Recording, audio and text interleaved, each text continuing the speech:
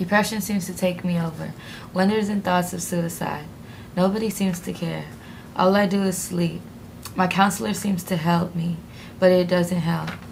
Boy problems, who's real, who's phony? Family against me, drug abuse.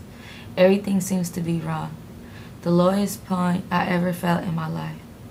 Walking around the halls, looking, wondering. Texting my cousin saying I'm gonna kill myself today.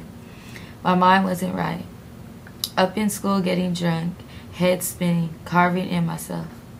I ended up in a room of me, my cousin, and my counselor. The police began to make reports, telling me it's gonna be okay. Riding to the mental hospital crying, wondering who will be by my side. What will my mom say? A room of white walls, just with a bed, with straps on the sides, where wonders and thoughts about my lifestyle would ever change. Does my friends care? Help, please, I'm ill.